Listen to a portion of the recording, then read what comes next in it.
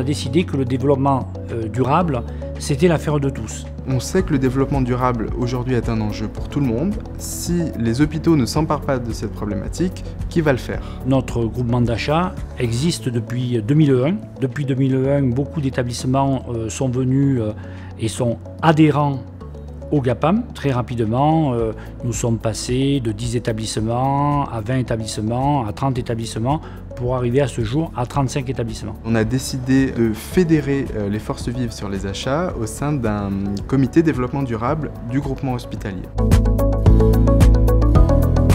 Cette politique développement durable des achats se décline en plusieurs actions. Par exemple, le fait d'intégrer des critères développement durable comme critères de choix dans le cas des marchés, cibler des écolabels parmi les fournisseurs. On a toujours essayé de choisir un produit qui s'inscrivait dans le cadre du développement durable. Nous avions construit une notation qui faisait que le prix, bien sûr, avait une importance, 60% environ.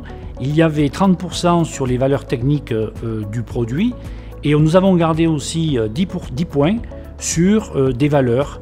Et donc, dans ces valeurs, il y a bien sûr le développement durable. Nous sommes très attentifs dans les critères d'achat justement à la présentation du produit fini, c'est-à-dire son emballage, son suremballage inutile, quelquefois aussi à la notion de logistique. Le transporteur, qu'il porte une palette complète ou qu'il porte une demi-palette, il va y avoir la même incidence d'un point de vue livraison. Et que là-dessus, on s'est aperçu en mettant tout simplement des laboratoires pilotes qu'on a pu diminuer les commandes par 2. Sur les lieux de stockage, plus vous avez des lieux de stockage, plus vous avez de l'immobilisation, plus vous allez avoir des produits périmés, des produits qui ne vont pas suffisamment tourner. Il faut un seul lieu de stockage.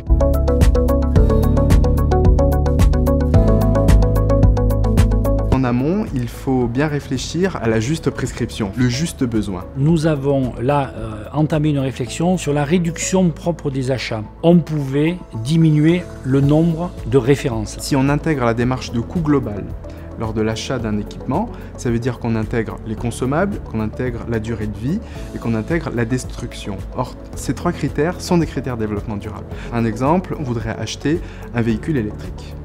Or, aujourd'hui, on disait que les véhicules électriques étaient plus chers à l'achat, donc on n'en achetait pas. Il y a des études très récentes qui montrent que le coût global d'un véhicule électrique est moindre que le coût global d'un véhicule thermique. Donc si on n'intègre pas la notion de coût global et donc de cycle de vie dans un achat, on fait un achat qui économiquement n'est pas judicieux et d'un point de vue développement durable, qu'il est encore moins.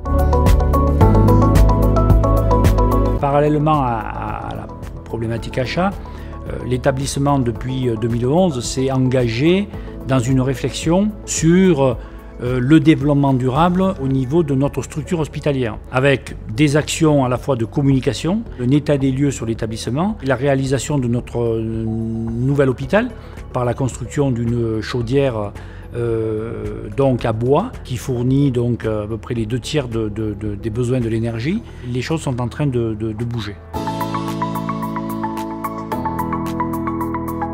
Ce critère développement durable, il est extrêmement fédérateur. Quand on a créé le comité développement durable du GHT, on a fait un appel à candidature. Et bon, on s'est dit, on fait beaucoup d'appels à candidature sur différents sujets, on va pas avoir forcément l'adhésion de beaucoup de monde.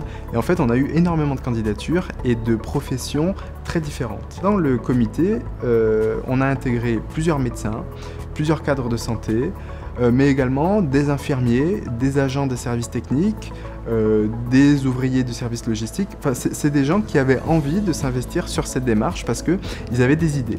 Ils voulaient apporter leur petite pierre à l'édifice. Et je trouvais ça hyper positif.